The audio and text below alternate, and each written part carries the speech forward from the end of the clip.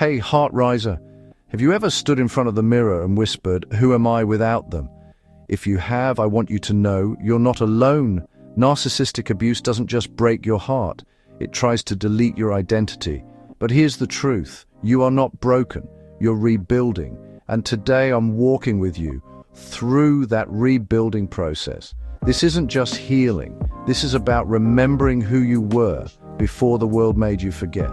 Let me tell you a quick story about a woman named Ava.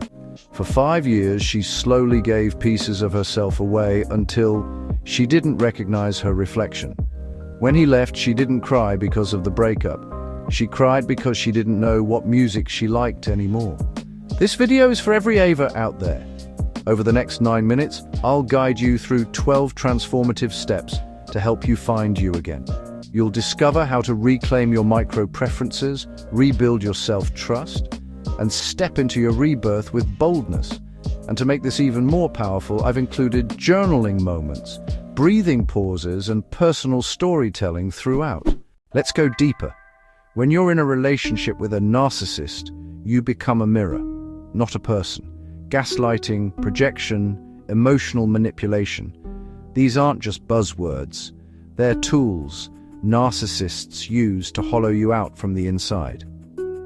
Did you stop wearing red because they said it was too loud? Did you start watching their shows, eating their food, using their language? Did you learn to anticipate their moods and shapeshift just to keep peace? That's not compatibility, that's survival. The fawn response is real. It's the nervous system's desperate attempt to avoid conflict. According to trauma researcher Pete Walker, fawning is a trauma response just like fight, flight, or freeze. Let's pause here. Grab your journal, heart riser. Write down, what parts of me did I learn to hide in order to stay safe? And you did what you had to do. But now, it's time to do what you were born to do. Come back to yourself. Healing doesn't start with epiphanies, it starts with your socks. Seriously, go to your sock drawer.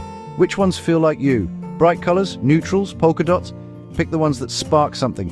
Micro-preferences matter. The flavor of gum you buy, the way you decorate your nightstand, the kind of pillows you sleep on. They are the foundation of identity. Try this. For the next 7 days, choose one thing per day that's purely for you. Your favorite snack, a movie you used to love, a song that reminds you of your teenage self. Write it down. Each micro-choice is a building block. You're not being silly, you're rebuilding. Here's a real story. I once worked with a client who started healing simply by buying purple pens. Her ex mocked the color purple, so she stopped loving it. But when she bought those pens, she cried in the store aisle because purple was hers again. Let's dismantle the biggest lie narcissistic abuse plants in your mind, that you need permission to exist. You don't need to ask anyone to be yourself, not anymore. When you were with them, you probably apologized for everything. Your feelings, your presence, even your silence. Today, I want you to say out loud, I give myself permission to take up space. You deserve to exist without justifying every part of yourself. Try writing this on your mirror. I am not too much. I am not too loud. I am not too sensitive. I am just enough, and I belong here. Say it, feel it, believe it. Take a breath, place your hand on your chest, and just repeat this silently for the next 10 seconds. I am enough, I'm allowed, I belong.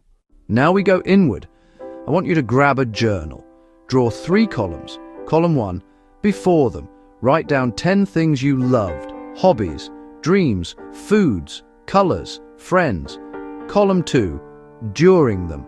What changed? What did you stop doing? What did you dim? Column 3, becoming me again. Here, I want you to reclaim, not invent, reclaim. Maybe you were adventurous. Maybe you love vintage dresses. Maybe you dreamed of starting a podcast. This is your reclamation list. Keep it close. Add to it. Let it grow. You can even turn it into a vision board. Make it visual. Put it somewhere visible. Who are you without them? I know that question stings, but let's flip it. Who are you when you're free? You're not a blank slate. You're a masterpiece under renovation. Create a vision board, not of your career or achievements, but of your essence. your energy. Use images, colors, symbols that feel like you. Give your rebirth a name, a theme, a word. Mine, it was return. You deserve a word too, Heartriser. What's yours? Write it big on a page, decorate it, frame it. Let's talk trust. When you've been gaslit, you learn to outsource your instincts. You stop trusting your gut. We're going to rebuild that. Start with this exercise called the evidence stack. Each night, write down 3 decisions you made that day and how they turned out okay. Even small ones like choosing what to wear or how you responded to a text. Your brain needs proof. Let's give it evidence. Also try having one yes day a week. Say yes to every tiny urge that feels good. Going for a walk, taking a nap, texting a friend. You rebuild trust by listening. Here's a visual anchor. Find a stone or object. Every time you doubt yourself, hold it. Then do the thing anyway. Let it become your courage token. We love a good glow up. But let's talk about real identity rebirths. Taylor Swift's reputation wasn't a rebrand. It was a reclamation. Elizabeth Gilbert in Eat, Pray, Love left a life that wasn't hers and went on a journey not to escape, but to return.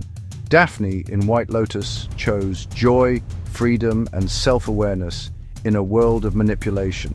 Oprah Winfrey, Brené Brown, each had to confront systems or people who told them they weren't enough.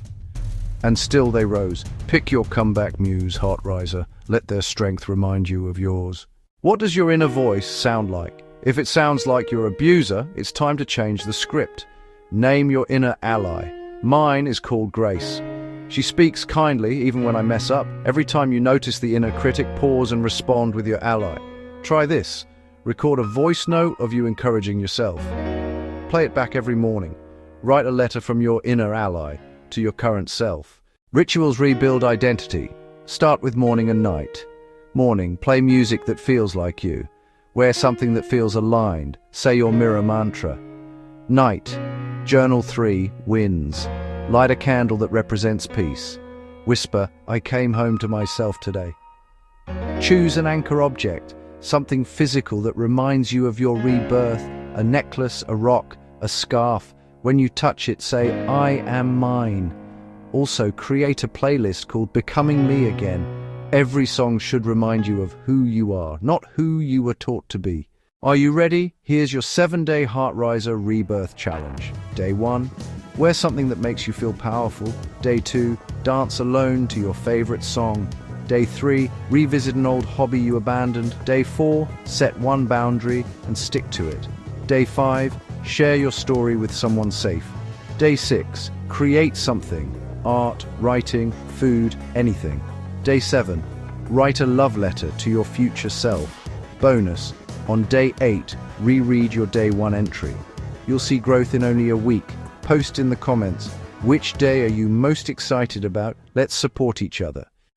Heartriser, thank you for walking with me today. You're not a mess, you're a mosaic. You're not starting over, you're starting real.